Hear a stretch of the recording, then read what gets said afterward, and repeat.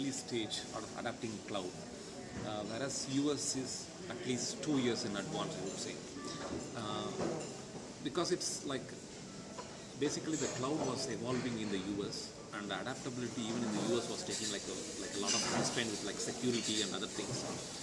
Those are actually now resolved with a lot of secure cloud computing is available. India has started picking it up reasonably well. So how is it going to change in the years to come? It's going to be a very significant change in the cloud market. Uh, if you see the whole cloud, it's going to be a major revolutionary in terms, because it's not only saving cost. People have a wrong perception that cloud is actually only saving cost or moving from capital expense to operating expense. It is beyond that. Cloud which will make you to do certain things which is not possible today. For example, if you are like a large retail company, you have so much data. If you want to process and analyze, today you don't have enough computing power because you want to analyze for a specific period of time. The cloud is actually enabling to provide that in a very quick way. So it's equivalent like have a 500 servers you want to put for like processing 10 hours, which is not possible because you spend the money and what else we do with the machine. Cloud is giving the kind of an added facility. That's kind of the big data. It solves the big data problem. And so coming to 8K miles, how different is your business model from the others? If you categorize in your sector. I really look at 8K miles. The major differentiation is our providing a end-to-end solution on the cloud with a secure fashion.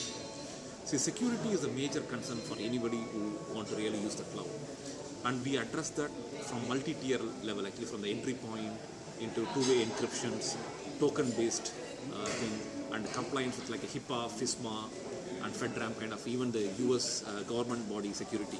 So security is the major thing we address. The second is we have built a lot of tools and technologies and frameworks which really expedites a quicker deployment actually, because when as cloud grows, a lot of competition also will come in. But the differentiation is because of our experience in the last 5 years in the cloud, where we built a lot of frameworks which have a quicker deployment. And so tell us about your journey, a brief entrepreneurial journey which you have had so far. How has it been, and how was your experience? Yeah, it's a very nice thing actually, because I left Deutsche Bank in 1996, and since then this is my 5th venture in IT company. So I enjoy being an entrepreneur. Number one is it's able to create an employment and for the social as well as economical benefit for the people. Second, it gives me a freedom and a power to work on the newer things actually. And the third, I feel where I can able to have some differentiated value added to the society. That's what I feel. And any tips for a newcomer who would like to step into? Sure. The tips is actually, I think first few years people need to really work focused and very diligently, and should not give up easily, because a lot of entrepreneurs fail because they think that they can make more money, more power and more freedom. Actually it is not true, because in the initial years you have to do everything actually, and you have to work with the team and make things reality. So people need to be really put their diligent effort, and without give up mentality is very critical. And also they need to understand finance, which is most critical, because most entrepreneurs know about their business, what they want to do, but they misunderstood the finance and cash flows. Besides business, what are your other passions? What do you enjoy? Okay, I read a lot actually. That's my passion actually. What do you like to read?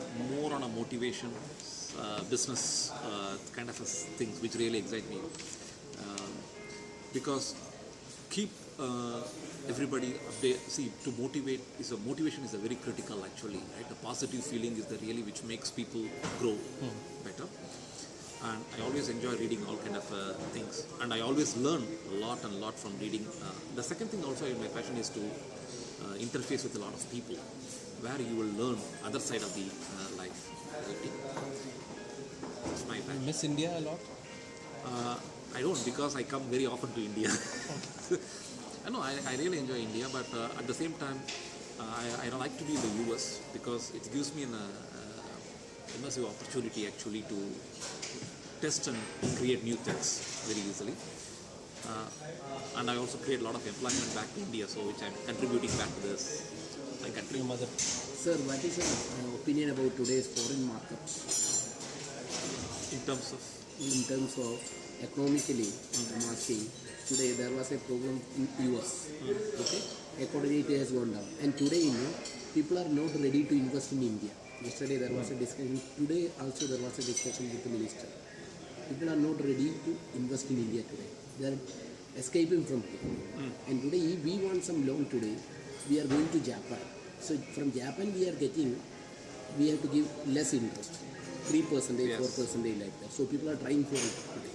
So globally, what is your idea about today's economical growth?